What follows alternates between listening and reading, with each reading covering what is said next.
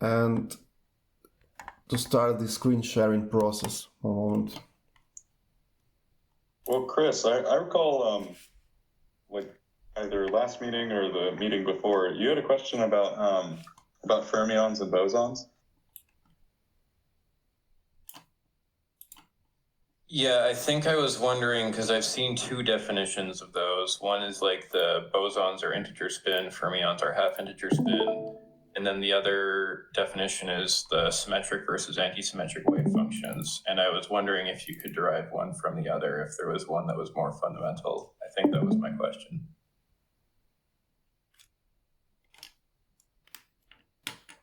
Yeah, I think that's a really deep question. It's I'm not sure which one came around first, but they are like directly related. It's that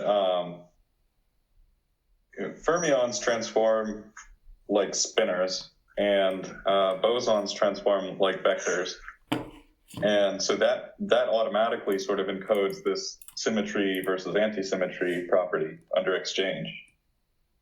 So I'm not sure exactly which one came around first, although you like given one of these cases, you can get the other. Okay, that's good to know. I feel like I really need to wrap my head around spinners. So that'll be my next main goal. But anyway, we can talk about that maybe next week, since I think there's the fermions and bosons section in the next part of the book. Cool. Yeah. So we will see, and probably we will plan the next call at the end of this meeting. Okay.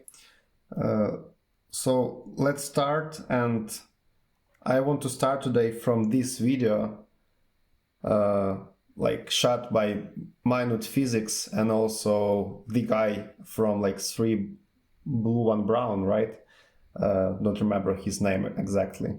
But anyway, that's kind of pretty interesting video because it contains really simple example or experiment using like polarizing filters, and what that experiment shows is that kind of if you have like polarizing filter and you have light, basically you have like a quantum measurement device, and we have like a probabilistic passing of the photons through those polarizers, and therefore either light will pass or it will not pass through it. And what's interesting about those filters is the experiment when you take like 2 of those, and for example, if you orient them so like that polarization of the one filter is like 0 degrees and the next one is perpendicular to that polarization, like 90 degrees, then all the light which will go here, like between the 2 polarizers, will not pass through the second one. So if you have like A and C filters, then the light will not pass here. Like you will have totally dark picture, and you kind of can really easily do this by using like 2 polarizing filter and just rotating them so they will be oriented perpendicularly one to each other. And what's magical about that thing is that putting in between those third polarizing filter like B can actually allow some light to go through the third one.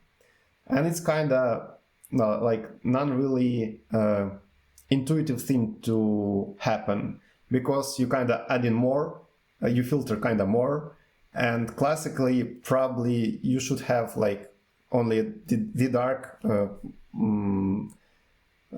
picture here, so like no light. But if you insert more filters, actually you will have more and more light here, and it's kind of really interesting phenomena. And what guys consider in that video, they actually using different polarizers, and by different polarizers I mean that they orient them like relatively the next way, A filter is like at 0 degrees, B filter is at 22.5 degrees, and C filter is at 45 degrees.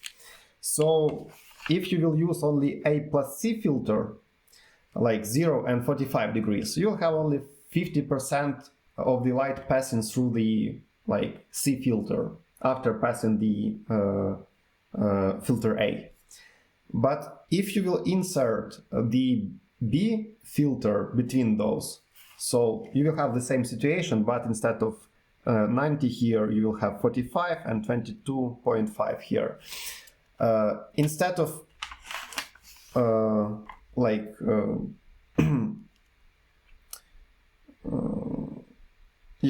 number of those things to filter better, even more light will pass, and it will be around 75% of the light will pass through the 3 filters. And basically what it means, it just means that inequality holds. And I will try to explain that. So in the video, they just talk let's assume that we have 100 particles after they have passed through the A filter. So totally that sphere or circle here at A means 100 particles. And we know that 50% will pass through A and pass through C. And the same way 50% will not pass through C if we have only 2 filters. So we should have 50 of those particles here. And actually what those labels mean. So we are assuming that the state of particle is is set up basically by the hidden variables. So every particle knows how to behave at the different filters and with different orientations, right? So they're labels there. So every particle has a prescription, I will pass through A, I will not pass through B, and I will not pass through C, for example. And you can think about those as sets, some particles will be inside, I will pass through A set, some particle photons basically, they will be in the B set, and some will be in C. And on the intersections will be particles which will pass through 2 filters, right, here. And at the center here will be particles which will pass through all the 3 filters. So we can just count those, and by using our probabilities or experimentally, we can see that the number, if you had 100 of those passing through A, then the number, the ratio of those who will pass through A but will not pass through C will be near 50%. And that's the situation when we have experimental setup with A and C filters 0 and 45 degrees, right? And now we can add a B filter in between. And by adding the B filter, we can say that the number of photons which will pass through A and will not pass through C should be less or equal than the next sum, the number of photons which will pass through A and not pass through B. So we have 2 basically paths, so 2 ways for photons not to pass through C and pass through A. So they are passing through A and not passing through B. Or they will pass through B but will not pass through C. And therefore we should have, we need to take into account the probabilities between those 2 pairs of filters. And they are relatively configured in such a way that the angle between those is exactly 22.5 degrees. And that means that they will filter out 15% of the light passing from the previous filter. And that means that we will have like 15 here and less than 15 here. Yeah, because like the number of particles which will pass through both filter A and B will be less than 15, but we can kind of just state that that number is definitely less than 15.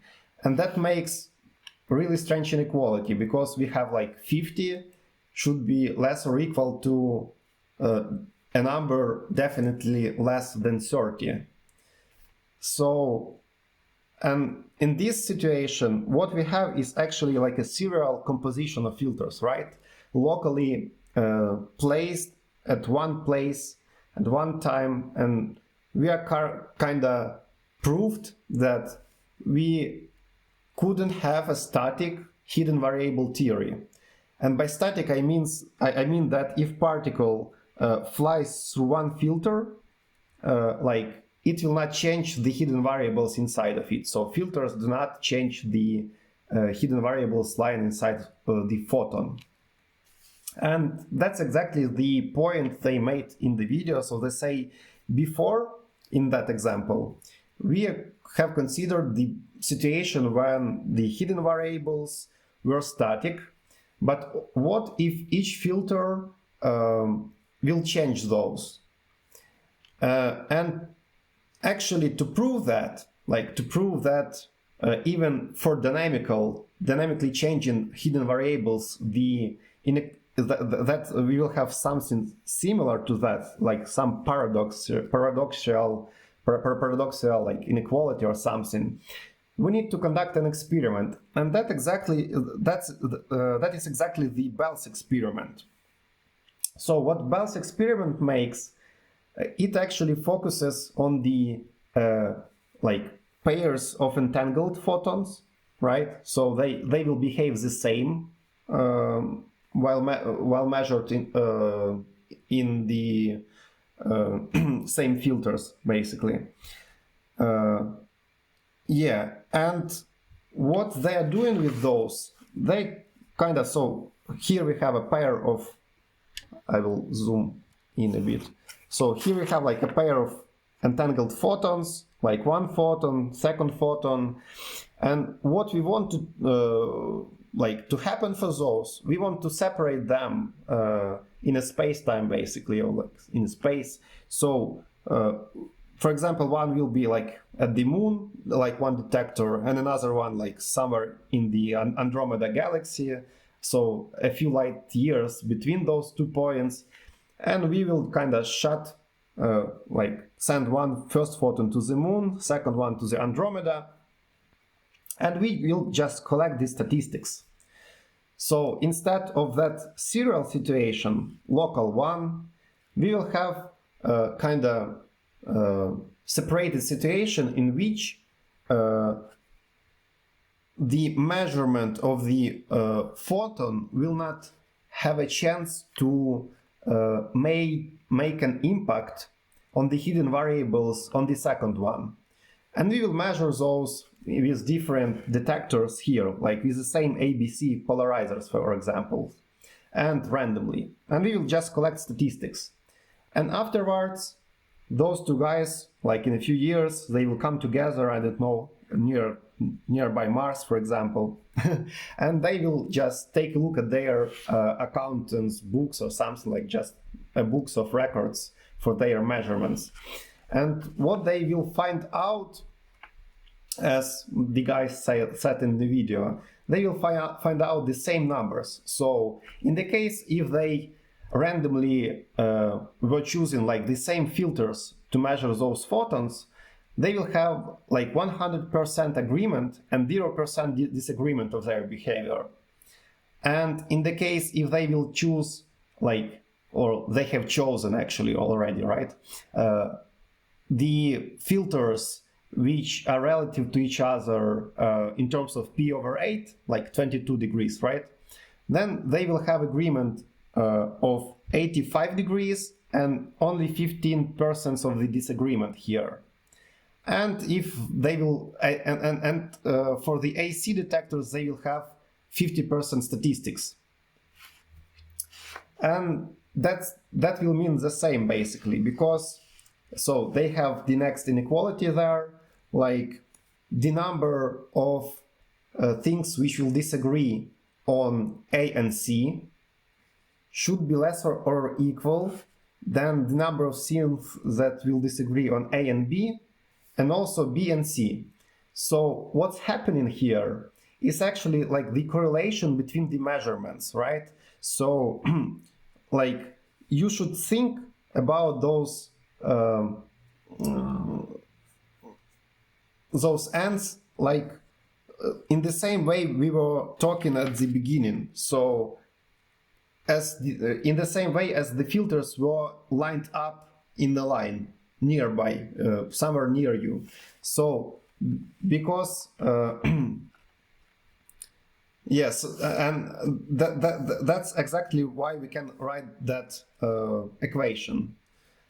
Yeah, so like we know the behavior of the same photons, like when they will pass basically through A or and will not pass through C, and it means that like the number of those should be less or equal than the number of photons which will pass through A and not pass through B, and also of those which will pass through B and not pass through C. So it's kind of like almost the same inequality which we have had here, but like determined only in terms of the like pairs of measurement devices. And like basically they are kind of describing the events diagram, the same like sets intersections diagram we have seen in the video.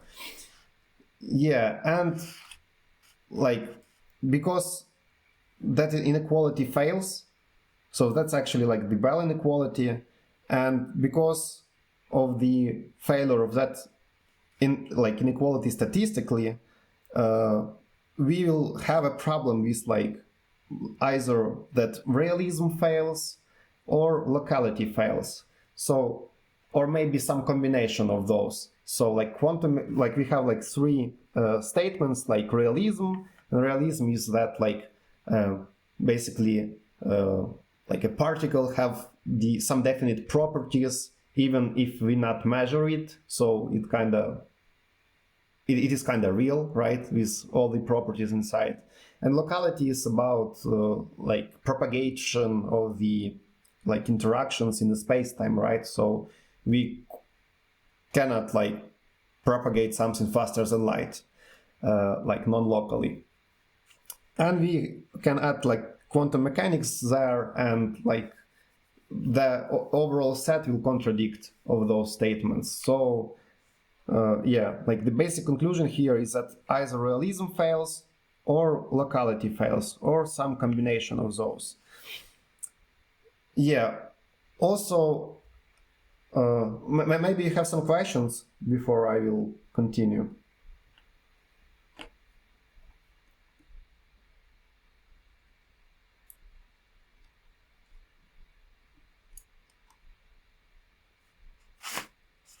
So how did we handle the case of time-dependent hidden variables? Yeah, one moment, Joe. I not hear you. Like you say, you're not. You are pretty silent for some reason. Maybe you can like put the microphone closer a bit. Can you hear me a little better now? Yeah, yeah. Mm-hmm. Okay, so my question was, how did we handle the time-independent, or I'm sorry, time-dependent hidden variables? Time dependent. So like, you know, we I think we set up this inequality as if those variables were static. Mm-hmm. I wonder what would happen if these variables were time-dependent. So yeah, but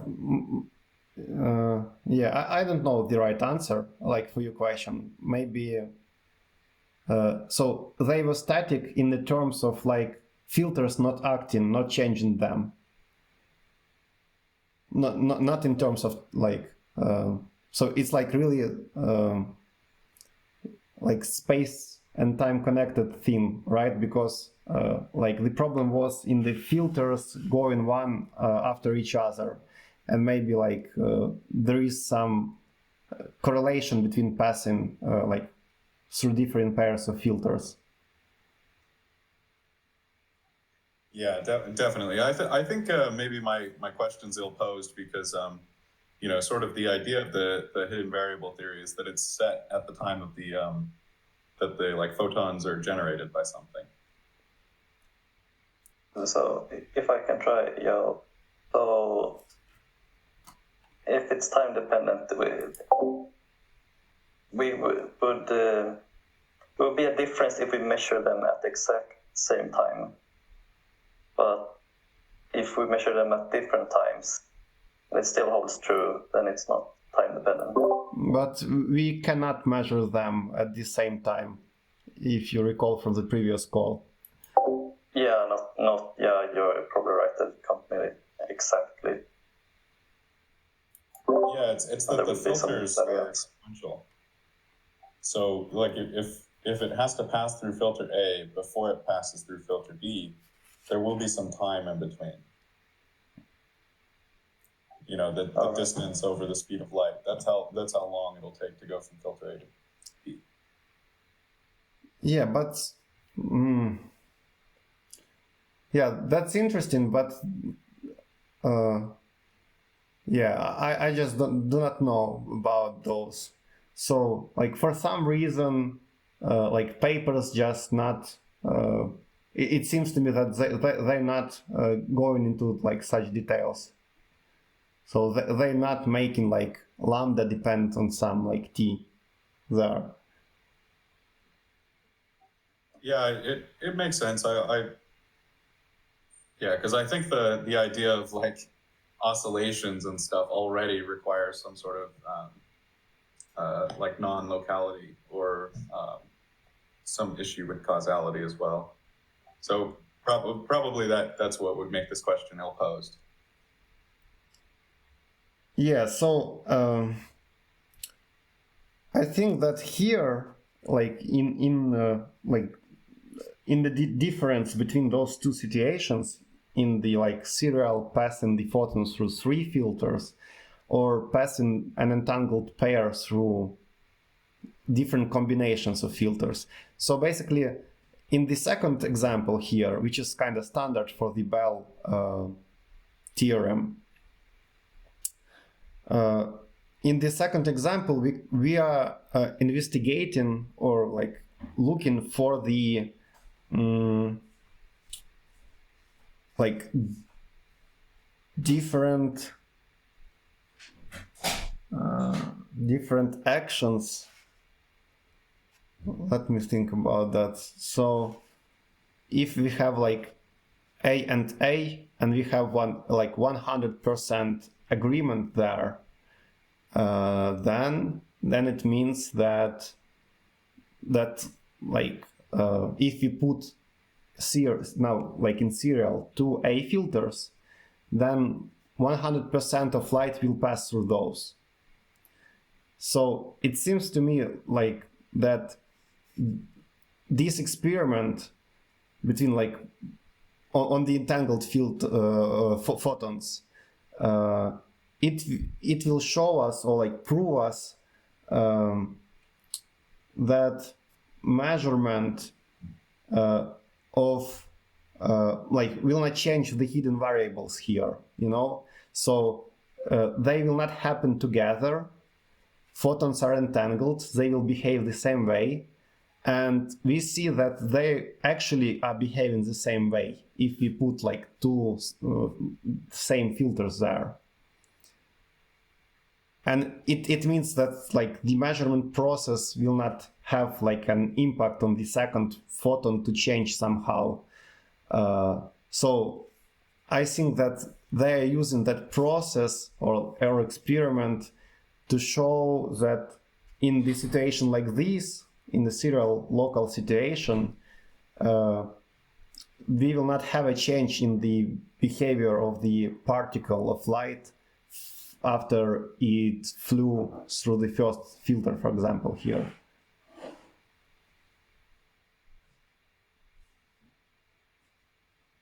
I see. Yeah, I also added here a small phrase that the guys forgot about 2 more cases, it seems. When we have like the other way of agreement, when photons will not pass through both filters, right? And also the case which is symmetrical to that one, like when at the first filter at the moon, the photon will not pass, and at the second it will. But anyway, they are kind of symmetrical, and actually they will not change the numbers. And if we include those in the table here also, we will have actually like the agreement here, the same way we had it in the 23.4 in Penrose book. So we will have like agreement and disagreement probabilities or statistics here, like ratios.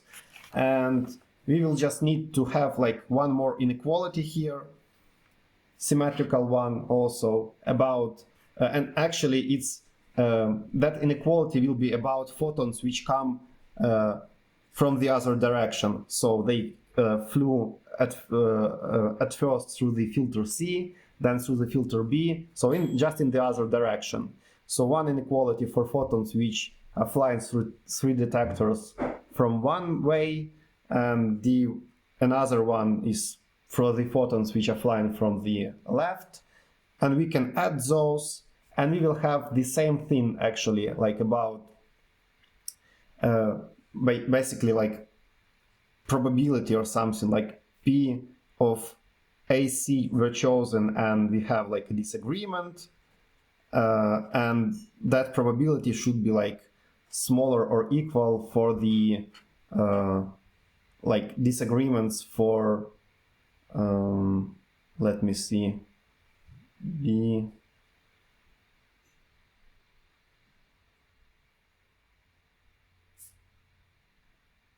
Yeah, so we have like symmetrical things here. So like for disagreements for A, B, like AB disagreement, or like probability of, sorry, or for example here like plus probability of B and C disagreement. So it's kind of like really similar situation to the one we have in the 23.4 with the example of, I don't remember, stem, I forgot the surname of the guy. Step, yeah, thank you, steps.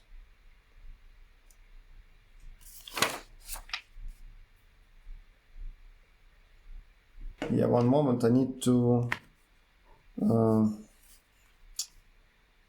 probably send the other paper here.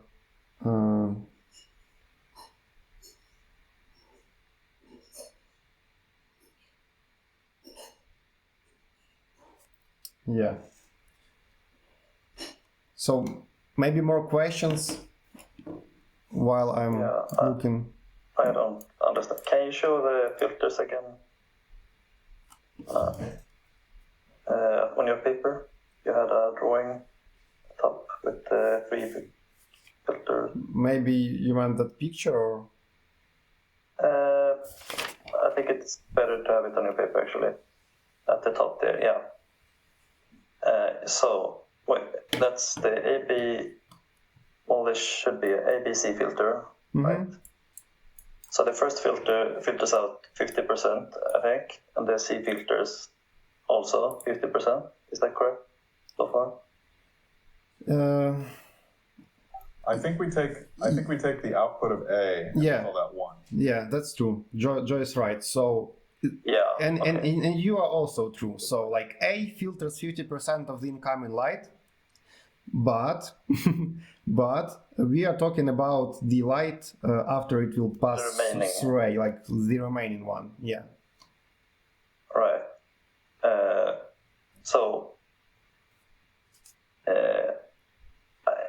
watched this video several years ago, so forgive me if I misremember. So,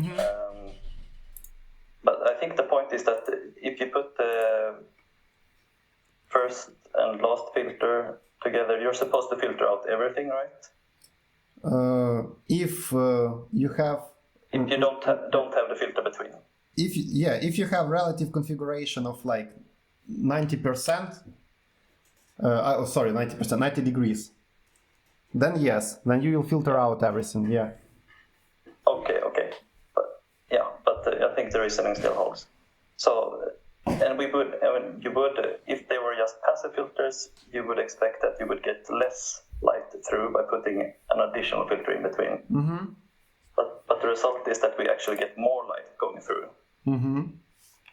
So this says to me that they cannot be passive filters, because it seems to me that the filter in between changes the polarity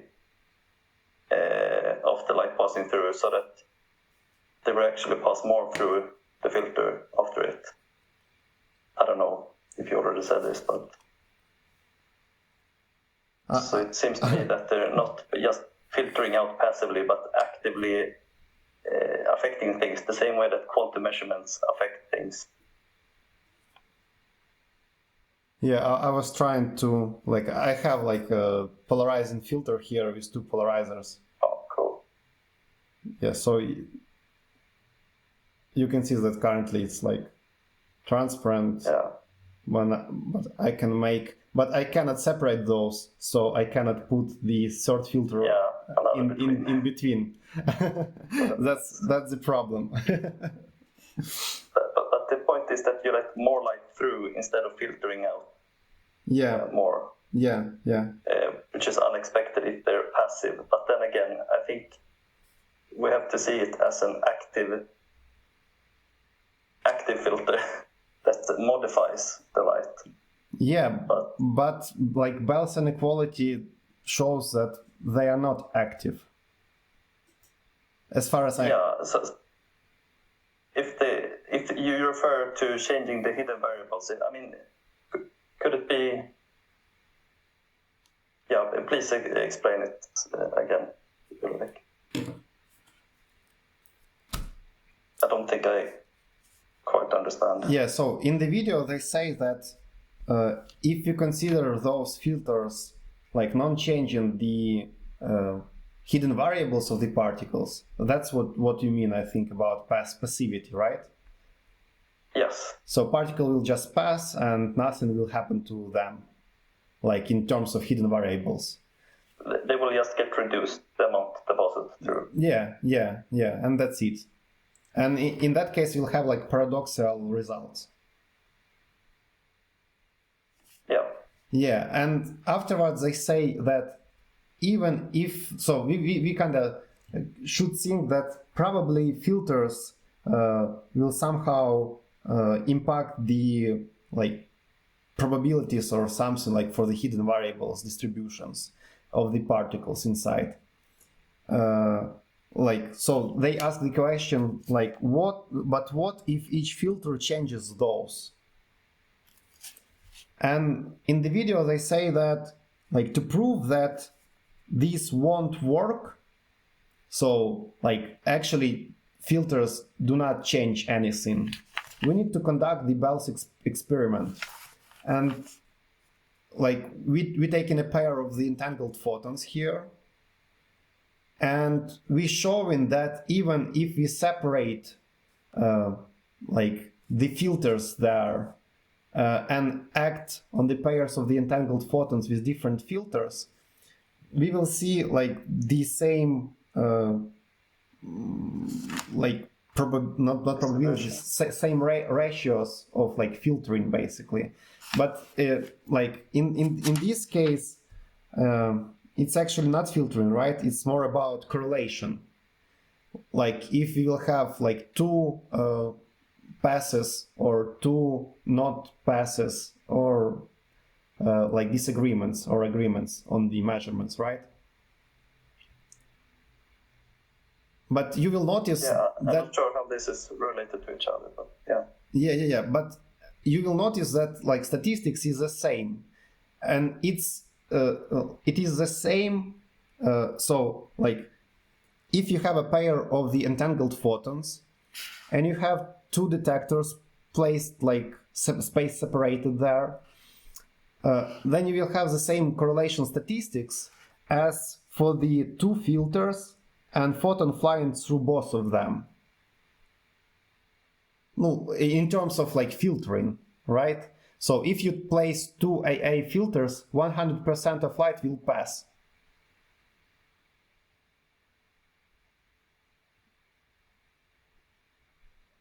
And if you place A and B, 85% of light will pass.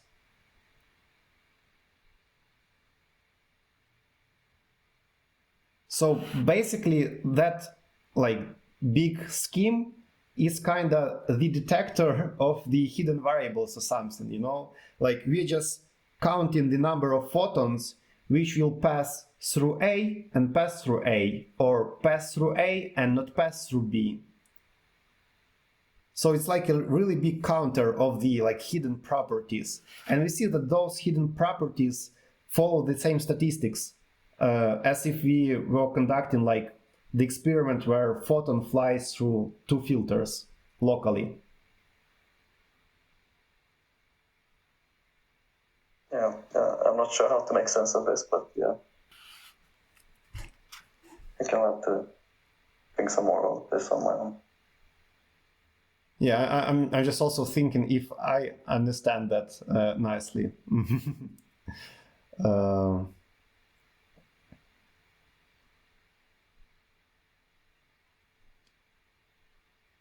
No further questions, Your Honor.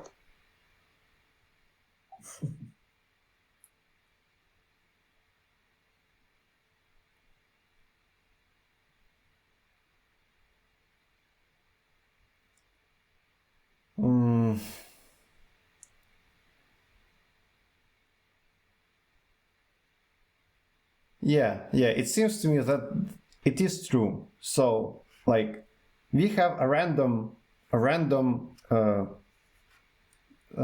procedure to choose the detectors here, like one of our three polarizers, and guys cannot communicate between each other here, right? And what is nice here is, like, the key here is the entanglement between photons. And I think they are kind of like identical in some sense here. So basically you can tell if a photon will have like a hidden variable. I will pass through A and I will not pass through C. And you record all the photons incoming, right? And counting those, and you have those statistics. And it definitely shows to me that if I will be on the Earth and I will have, like, for example, A and C filter, and photon is flying here, I will have the same result, like 50% of passing, because in the case if I have like two of such photons like entangled together, then I will know that that will not, like this 50% probability, it will pass for like through the both filters basically.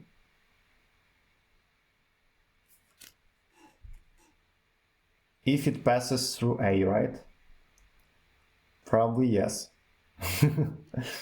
Yeah, so I'm not sure about the correct table here. So I have an assumption that guys could have made a mistake there, and they placed like it will pass, and it will pass on the first and will not pass on the second filter labels there. But I think that they should have placed here other labels like agreement and disagreement labels. The same thing we have seen in the 23.4 chapter.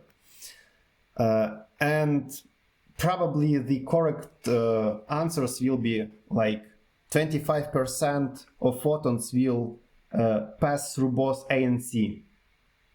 And that's kind of is more in sync with our direct experience, right? So if you take like a random photon and pass it through the A and C filters, we will have 25% probability that it will come through both of those. And we will have 25% for it not going through both of those. And the same way for the two next cases, when it will pass through A and will not pass through C and pass through A if it flew from the other direction. So it seems to me they made a small mistake there. And they should have like a correlation of agreement to disagreement things, statistics here. So in the case of like photon passing, passing through like A and B here, they should have like half of that probability, not 85%, but like 42 and 5. But anyway, that's kind of not a really big mistake, because we will have yet like identical results actually. So it doesn't matter too much. But it seems to me that they have that small mistake in their video. Okay, so what I wanted to discuss also today is a bit of that paper I've sent a few hours ago to the chapter 23 chat. Here is it. So it is called "Do We Really Understand Quantum Mechanics? Strange Correlations, Paradoxes and Theorems." And if you look at the chapters or sections here, we have Einstein, Podolsky, Rosen in chapter 3. And what it discusses is actually biological, really biological thing. And it's about species, spots, and genes. So we will talk a little bit about plants today and how those are connected with correlations, okay?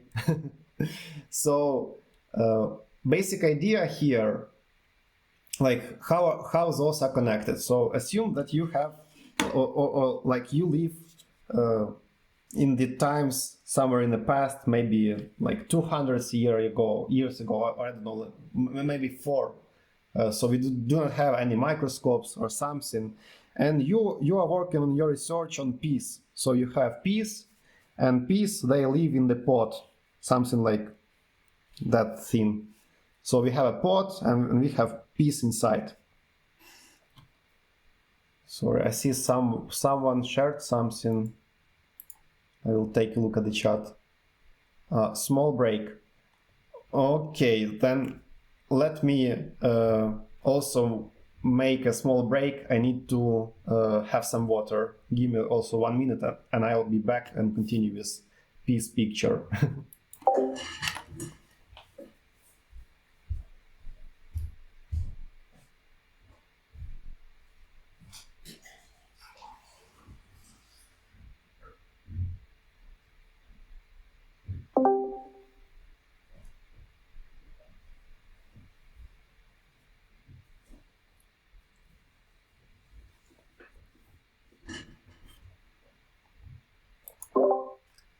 Marco, are you here or?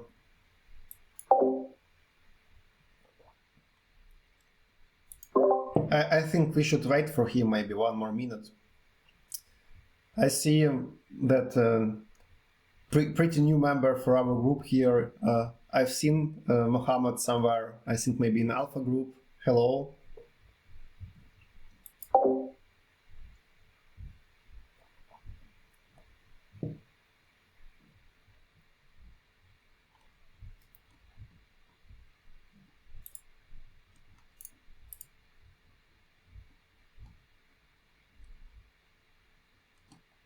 Oh, he's typing in the 23. Yeah, I see. Yeah. We have a small break, Mohammed, so we will continue in a minute.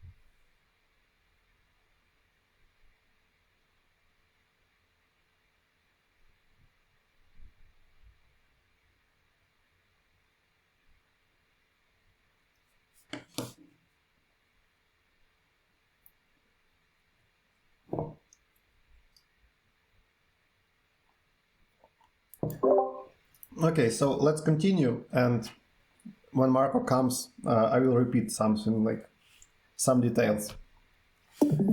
So we are talking here about the peas and pods analogy for the EPR and Bell's paradox.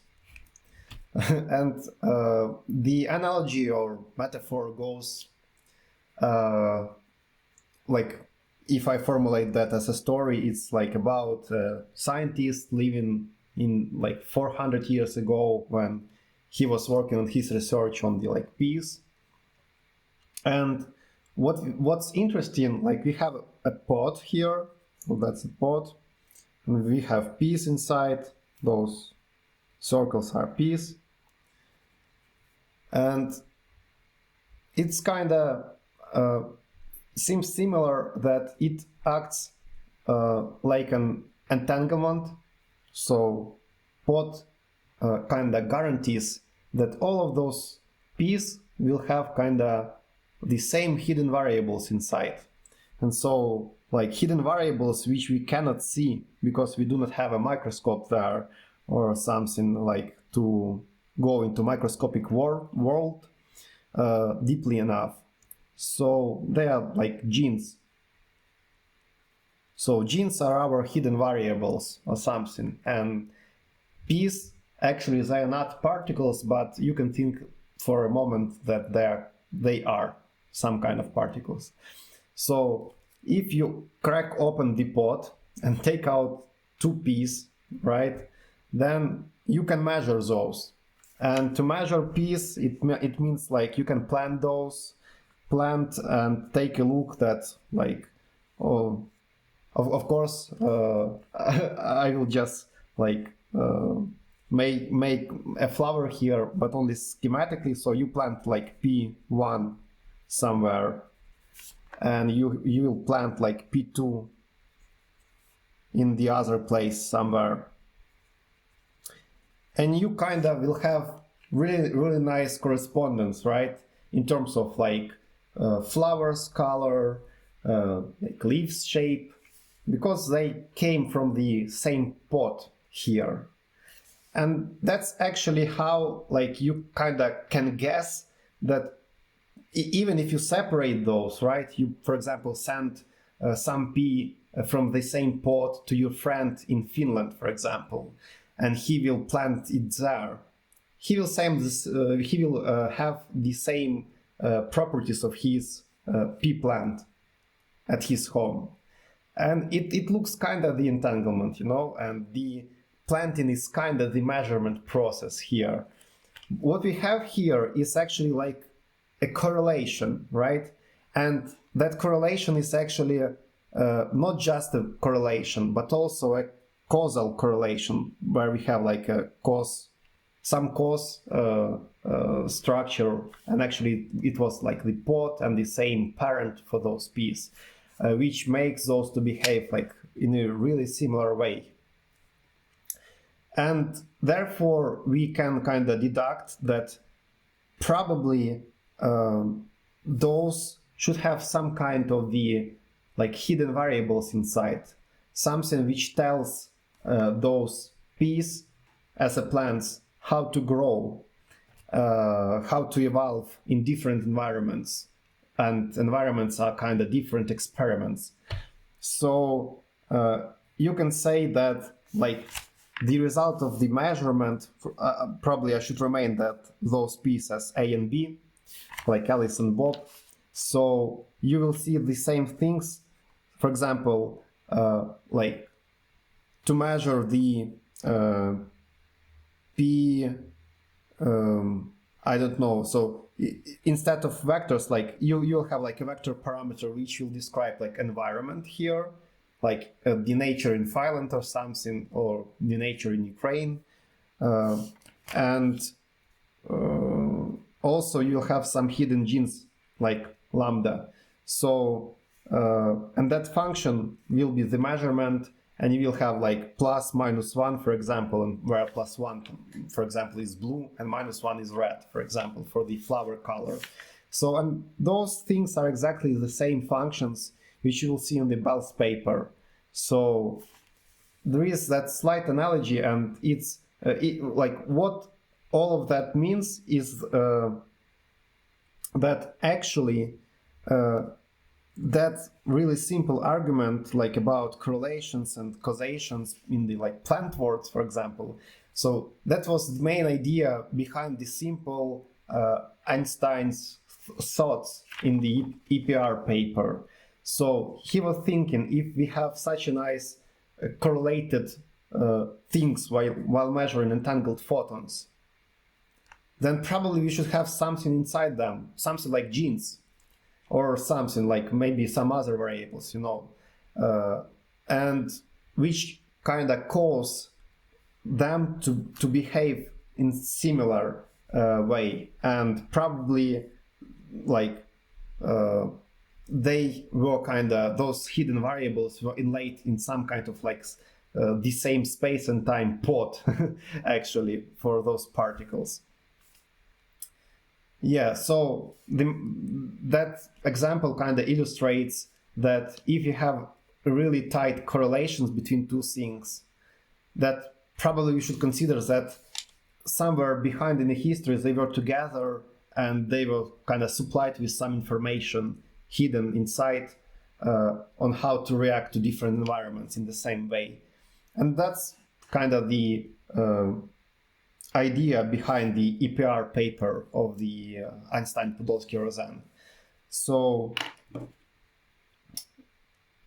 I will take a small look. Maybe you have some questions or some I don't know impressions on that example.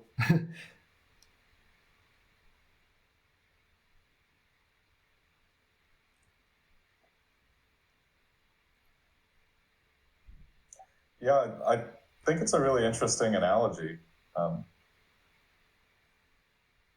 Yeah. Conveys the idea of like hidden variables, but I think the important thing is that all of the like keys come from the same source, sort of thing. Mm-hmm. So it's something about the hidden variables being encoded in the source. Mm-hmm. It's a cool analogy.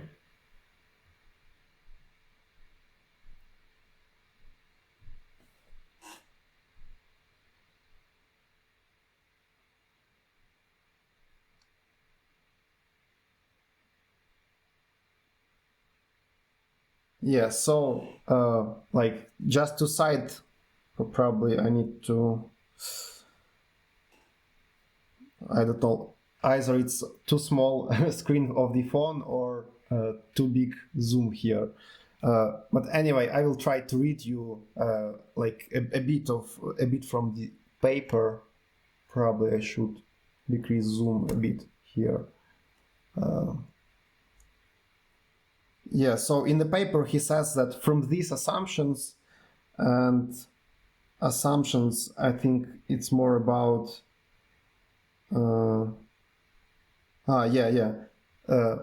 like interesting thing here.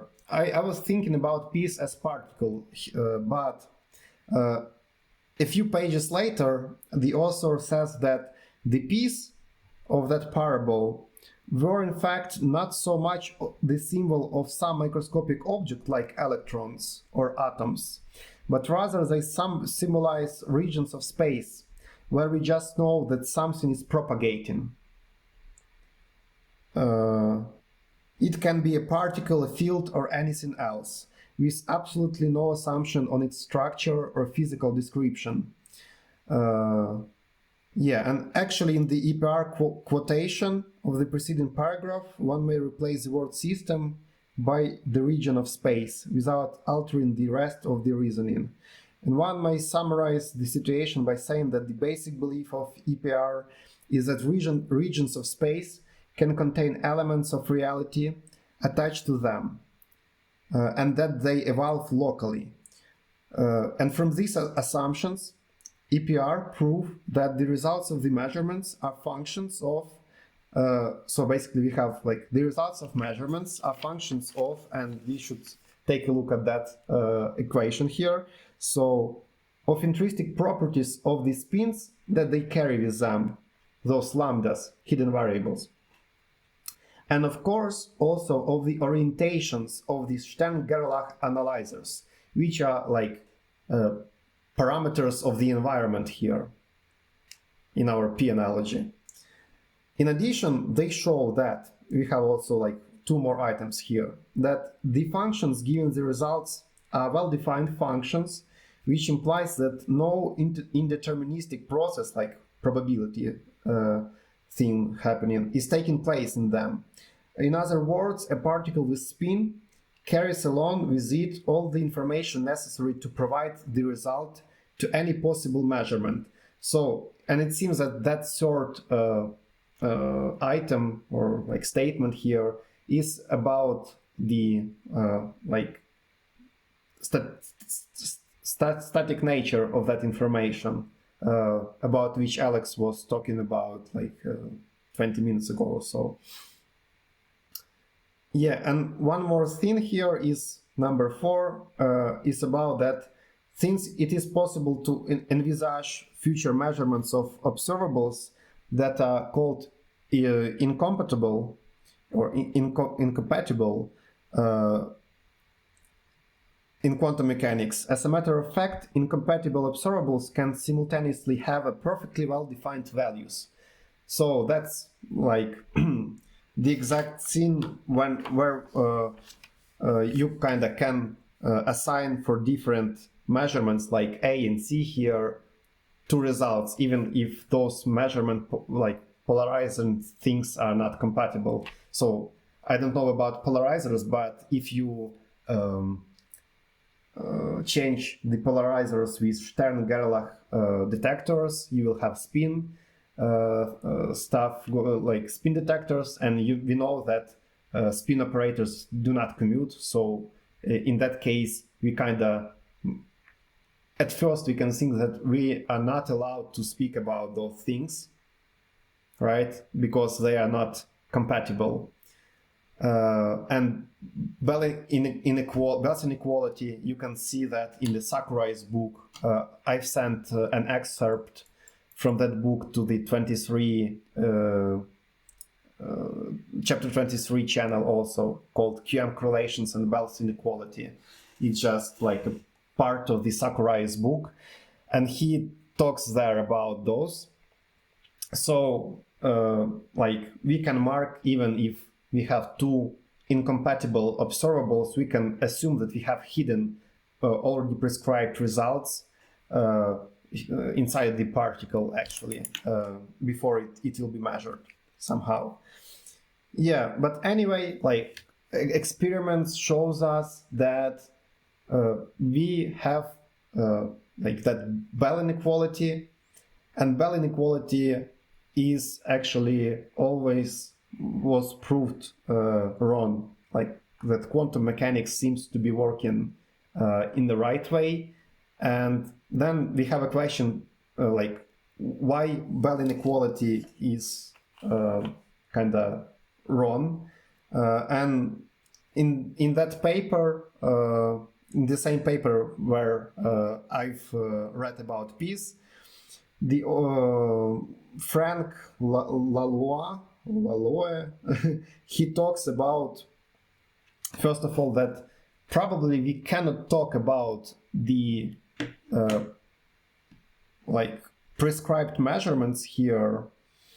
Let me think, like before we measure something. So basically, Bell's theorem talks about something already defined, where we cannot define it before we will measure something.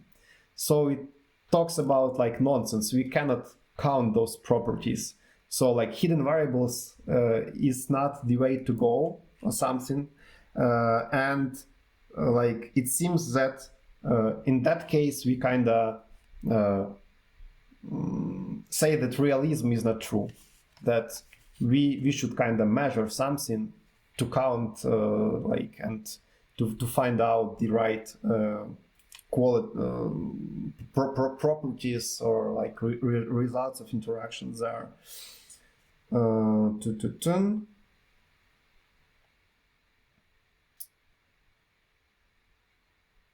Yeah, he has also interesting proof there.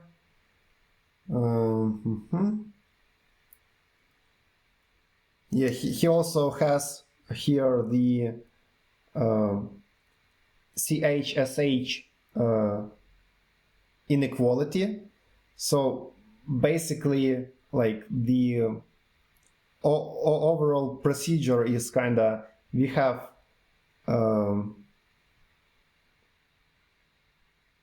let me think. We have like two different configurations to be measured at two places, like A and A with apostrophe. So it's like A capital and A capital with apostrophe, and also two detectors, like two configurations for detector at second place, like B and B apostrophe. And if we form the overall like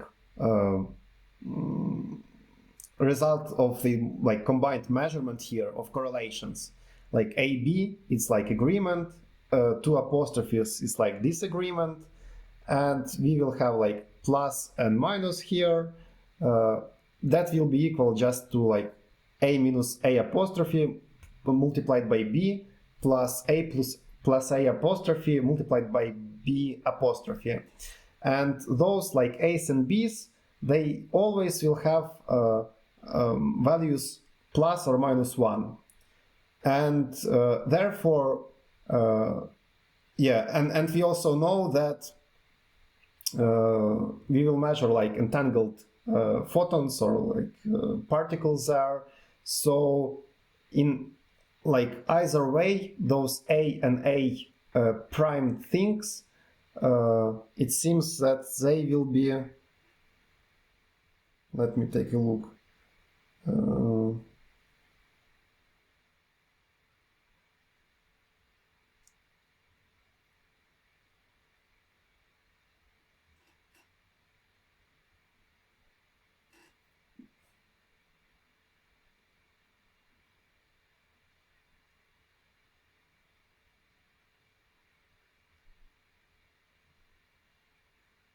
Yeah.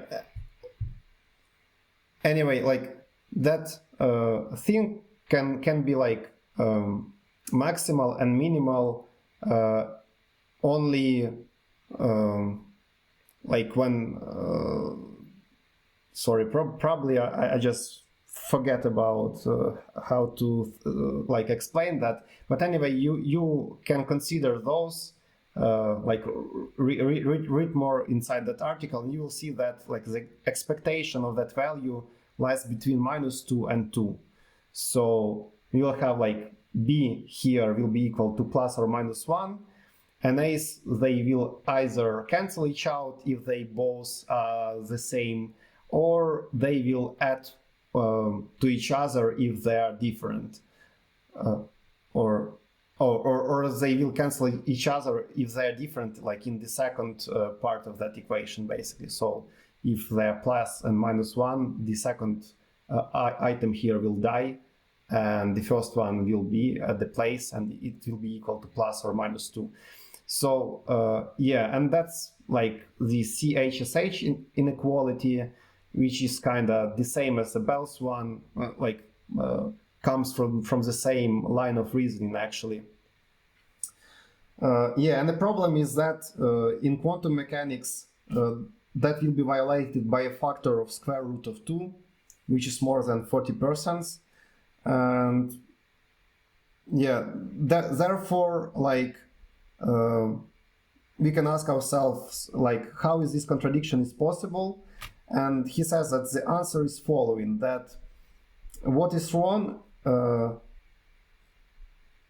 if we believe quantum mechanics, is to attribute well-defined values A and B capital to each emitted pair, because only two of them at maximum can be measured in any experiment. We cannot speak of these four quantities or reason on them even as unknown quantities. That's what I've been saying like a few minutes ago. And Paris also emphasized that like unperformed experiments have no results, and that's all. So you kind of cannot talk about them and use those in the equalities. Yeah, so there is also interesting point from the Eugene Wiener there, is that like the problem with the Bell theorem is because it considers only like classical categories of like particle pair, and so we have only like 4 variants, but we should have more. I do not understand that argument really well, but I can supply you with the article to read more about those. So, like, just to conclude here, one more time, is that we have those 3 things, like validity of the notion of elements of reality, so reality, second is locality, and 3 predictions of quantum mechanics. And what we know is that because like experiment says that quantum mechanics predictions are pretty close to reality, it seems that either we have like a locality violation or reality violation, like realism violation here. Either of those or both of them, we kind of do not know yet. Yeah, so afterwards he discusses some generalizations. I haven't read about them yet, but in 4.2 he has hardest impossibilities, hardest example. And what differ hardest example from the previous one, and like from the example from 23.4 and all other examples with inequalities, is that it doesn't contain any inequalities. All it contains is just some statements which are contradictory, and they are possible in the realm of quantum mechanics. So, and it could be demonstrated by this diagram. So basically what we have here is that sometimes we could have like 2 up measurements for the spins at 2 detectors. Sometimes we will always have if on the first detector we have up spin, then on the second we will also have down spin. And in the same way with the symmetrically opposite situation. So if you have on the second detector up spin, we'll have -1 spin or like down spin at the first detector. And we can have like never happening of the situation when both of the spins measured are down. And that's kind of the magic of the hardest example. So classically, if you think about that, you can see that those arrows shows how everything is kind of connected. So if sometimes we can have both stop and we always will have those things, then we should have also sometimes we should have also 2 spins pointing down, but we never have those in the hardest example. And that, I think, is the key to understanding like the example from 23.5 by Hardy. Yeah, I haven't had enough time this week to put everything about Hardy example into the rigorous algebraical notions, but probably I will try to do that for the next time. Yeah, so I think that's it for today. Any questions, or maybe you have some you have done some research by yourself and you have something to share with us today, so you're welcome.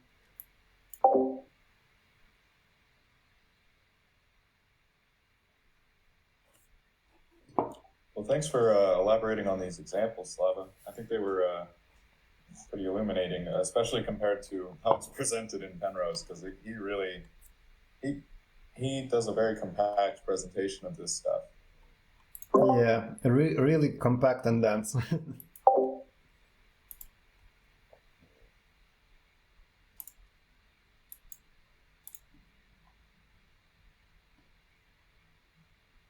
When we talk about hidden variable, or sometimes hidden variables in multiple sense, is it really? How would you think? Can you think there is only one variable hidden behind the scene that has different values, Yeah, if you or could there be multiple? if you take a look at the original Bell's paper, you will see that he talks about the all possibilities where he writes that lambda.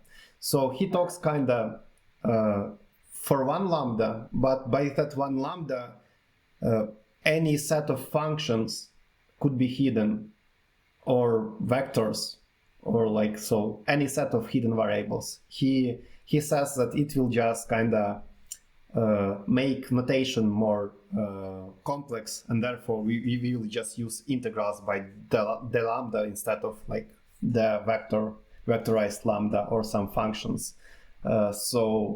But anyway, like the calculations, he says, will be the same in all the cases. So it doesn't matter if you have like one hidden parameter or a bunch of those. Okay, and okay, Joe. I think this integral also has like a density function in it as well. So it'd be like rho of lambda. Yeah, of course. I just kind of skipped that part. Just wrote the differential. Then other question: is this a hidden variable? Is it really related only with quantum theories? Does it have any useful scenarios on any classical situations? Like from my point of view, you have seen the example with peace, right? So it seems to play a role in a classical science reasoning. So it's really connected with the causal effects and correlations. And if you cannot detect something by going or like seeing that, so you are detecting it somehow like with like sight measures, then you will need to kind of use the same line of the reasoning as in the hidden variable theory. So the genes are the hidden variables actually, or they were hidden variables, and people were working on them in pretty similar way, you know, while making new like how it's called, like types of dogs.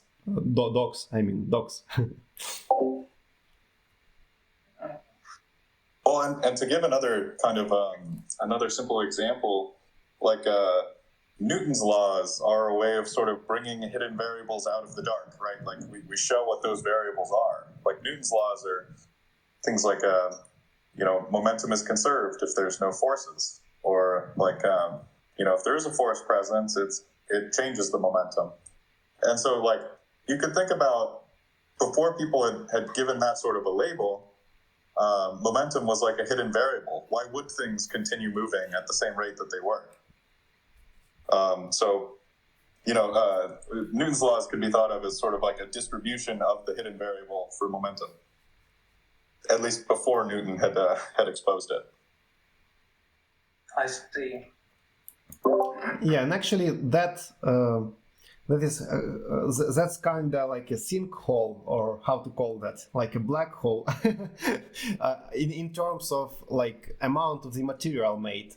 There are actually a ton of books written on that matter, like Bell's Inequality, and EPR is probably the most cited paper in the history of science. That's what I've read recently. So that seems really hot, and we can kind of spend, I think, entire of our lives in there while researching that. So yeah, it's really broad, thin, and there are a lot of generalization, and we can study like different generalization of those different things. And I propose, if you're interested, just to start from that paper by that Frank Laloye guy from France. He seems really great teacher because like he describes everything in really nice details there in the paper.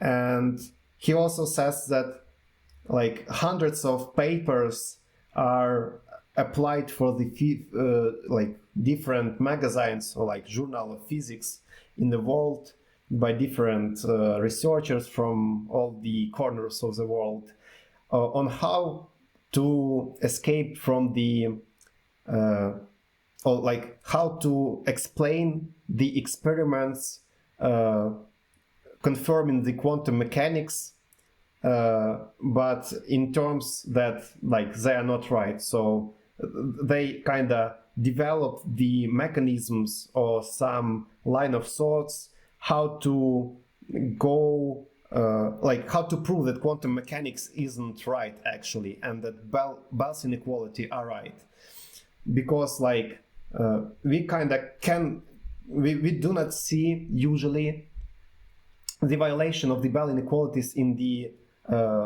everything which kind of surrounds us, and we see those violations only in specifically prepared experiments, and they're pretty like hard to prepare or something. So like it's kind of rare situations, but they're still happening, or they are rare for us because we are so large and macroscopic, maybe, I don't know.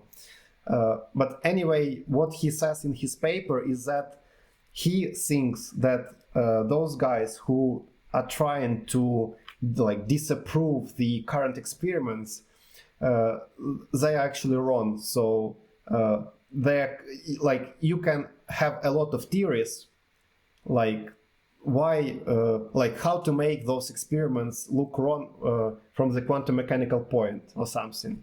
And you can have like a lot of those theories. But he says that anyway, he thinks that there are experiments which kind of shows you that like Bell's inequality could be violated, and that's kind of the point.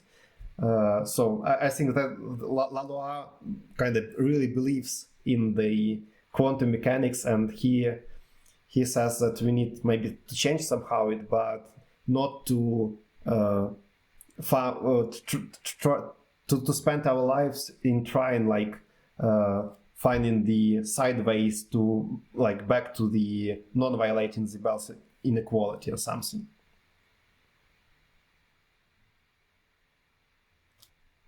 Well, yeah, and then to build on that idea, it's also you know, a very difficult problem, because if we're assuming these are truly like hidden variables, like totally unobservable, then it's kind of a self-defeating task.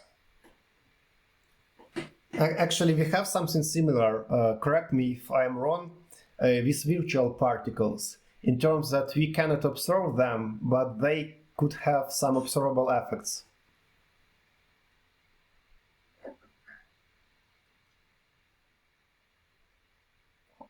Yeah, there are perhaps a lot of that kind of examples.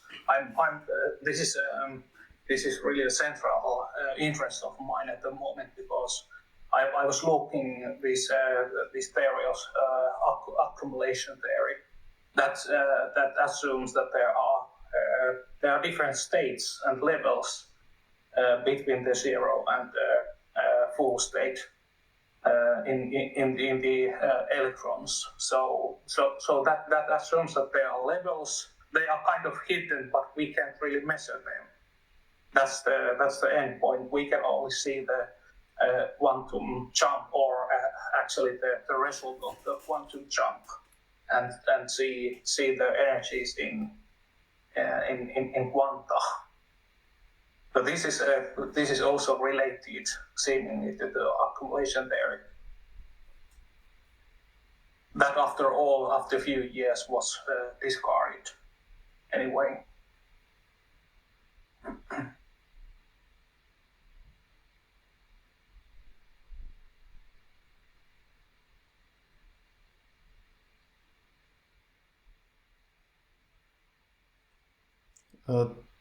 Thomas, we can't hear you for some reason. Yes, sorry, I was wondering, I was today looking at there was this multi-way multi-way system approach in the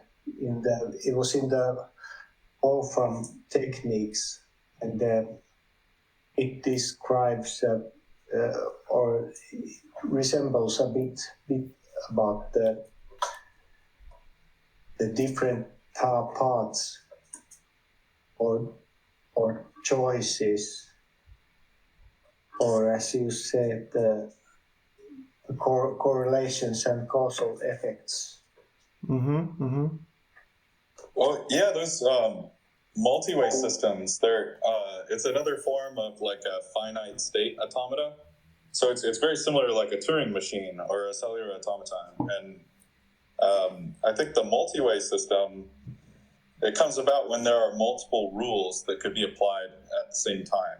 So like a cellular automaton, just like it updates its state based on some set of rules, and then they have these non-deterministic finite state automata, which have multiple rules that could be applied at any given step. And I think the multi-way system idea is, well, you apply those rules in parallel, and these are like branches of the state of the system. And so, yeah, Wolfram's idea in relation to quantum mechanics is that like measurement is some idea of merging these branches into one state. So like when you have multiple rules that you could apply, it branches outward. But when you apply like a completion process, it's similar to measurement, where it sort of collapses multiple branches down into one state. It reminds me a bit about, like, I don't know details about path integration, but it's kind of like it, right? When like particle like flies all over the possible paths.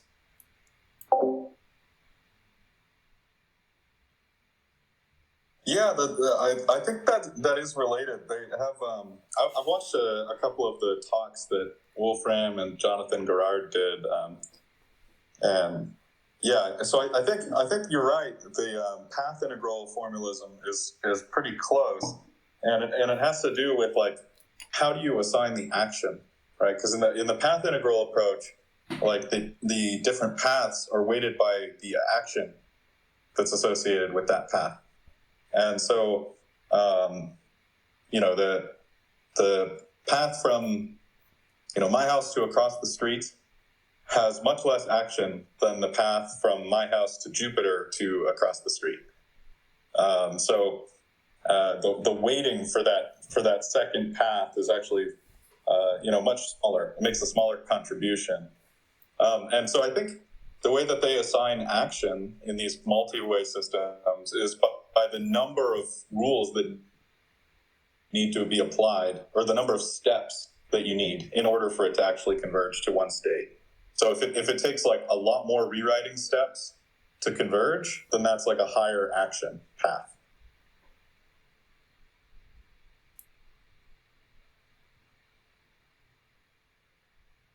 Yeah, and I just also wanted to add that, while I was reading Leonard Susskind's books on theoretical physics, like classical mechanics, quantum mechanics, classical field theory, he was emphasizing everywhere that this is a bad example of the physical system. Like, in theoretical physics, we couldn't have non-determinism. So we do not have that in quantum mechanics either also. So he kind of, as far as I recall, he was saying that will violate like information conservation, and that's kind of really bad thing. It couldn't happen.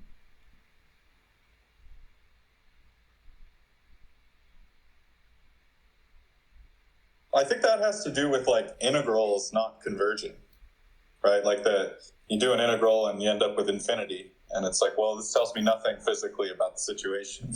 So you have to find some way to like normalize that integral so it actually tells you something physical.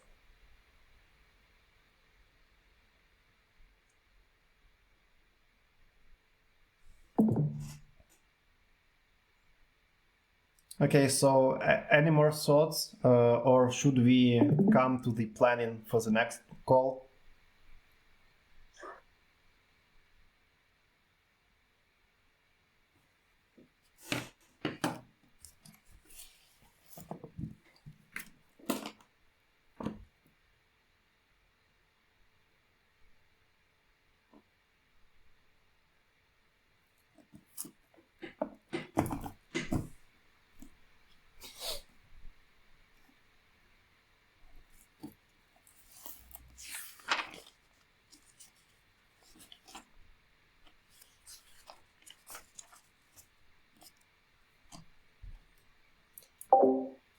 Okay, so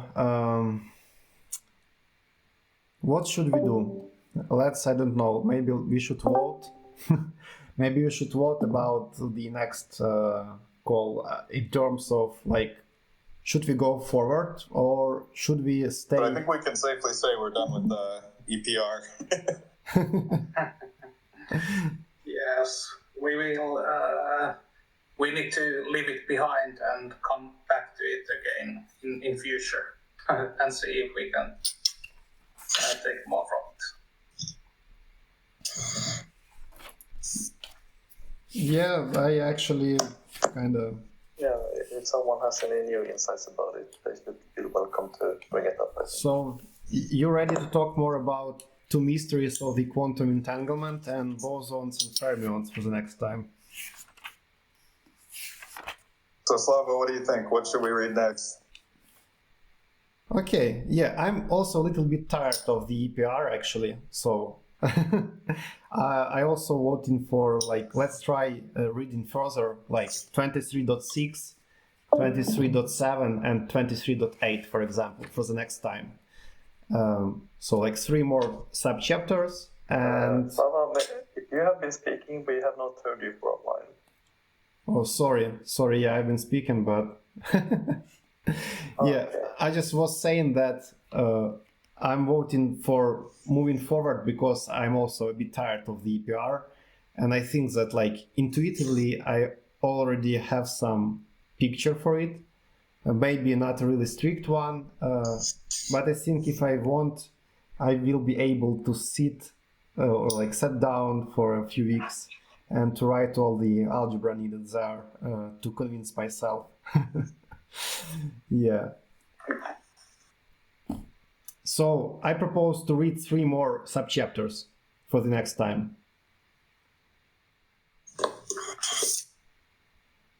I mean, we just can start if you are delaying in terms of the previous book material. I think that like you should only like have probably like some basic information about those like EPR experiments, and you can just jump straight into 23.6 and the 2 next subchapters. And actually 2 next subchapters will be about bosons and fermions, and they will be kind of a little bit on the side. So should we do? I was just looking through. Sorry, I don't know. I have an echo here. Should we just do 4 subsections? Because the last subsection of this chapter is 23.10. Yes. So yes. Maybe instead of going to 23.9, just finish the chapter. It will be too. I think it will be too. Maybe it's too long. Too fast. Just too fast Okay. for us, because I want to talk more about quantum teleportation. And Okay, that's completely fine. Yeah, I have no problem with that. yeah, in quantum teleportation Chapter. we will have like no cloning theorem also, and quantum teleportation. So it's kind of 2 things to be discussed there, and they are pretty important. So I propose to leave 1 more call just like to just digest those in like with a more quality than otherwise. And by not reading too much for the next time, we still will have some like time for questions, for example, and maybe someone will have some questions about the previous subchapters, or so we will have like not so fast pace, so everyone could catch up if they are somewhere near. Okay. Yeah. Yeah. Sounds good to me. I agree. We can also kind of supplement a little bit on those ideas with Sakurai's book as well. So. Mm-hmm. Yeah. So yeah, that's the plan.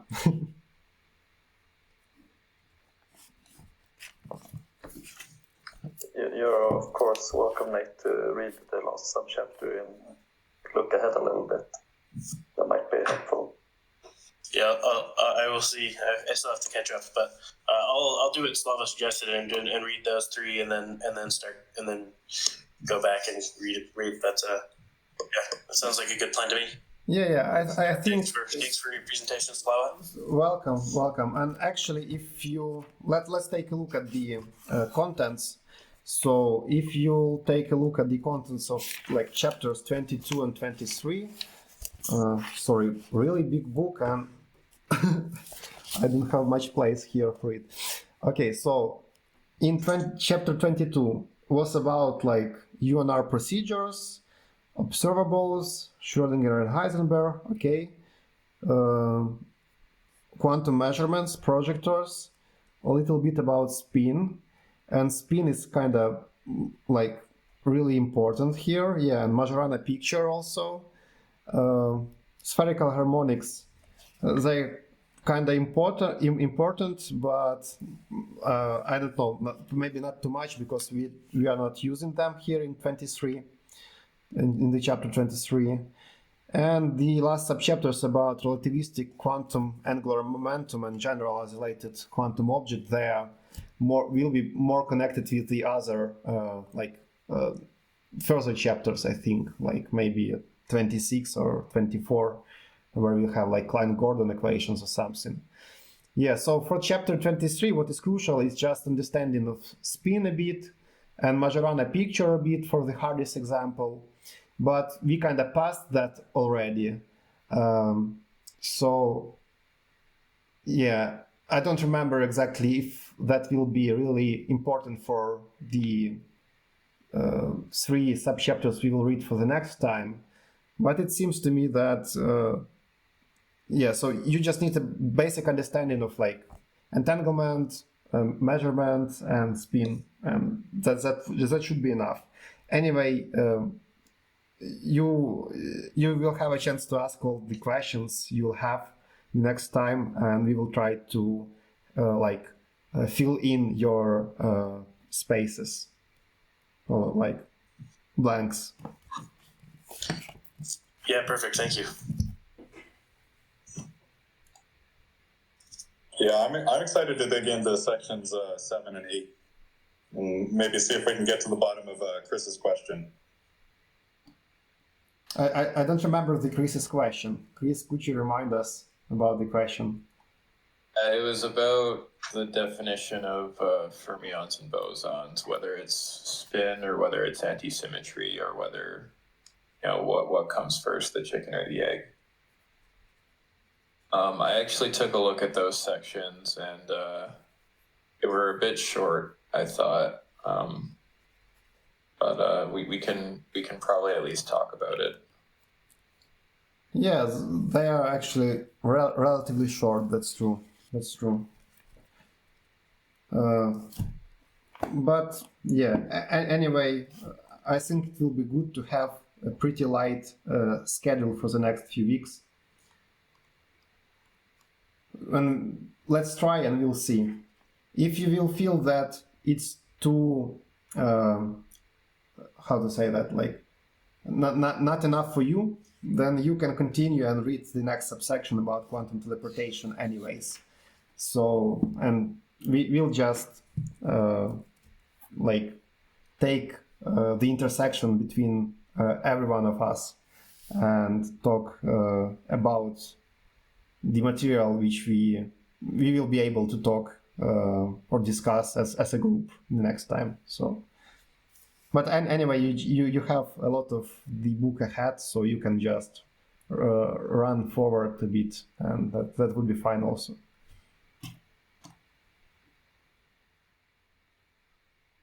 Yeah, sounds great. Rereading is not wasted time, I think, in this book, so that's also a recommendation.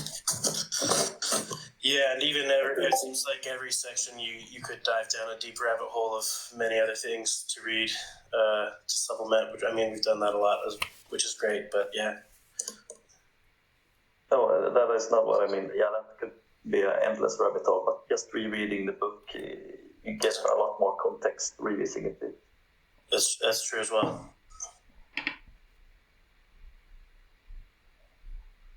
Awesome. Well, I think I'm about to drop off now, so thank you for a wonderful presentation, Slava, and nice to see everybody this week. Have a nice week, everyone. Yeah, thank you. Thank you. Have a nice week, everyone. Nice week, everyone. Thanks, Lava. Have a nice week.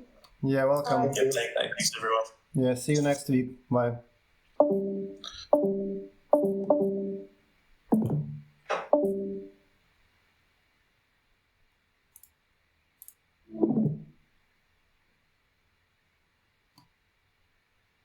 Ok, Tuomas, käydäänkö siihen, oliko se Zoomi? Joo. Otetaan se Zoom, joo, hyvä. Yes.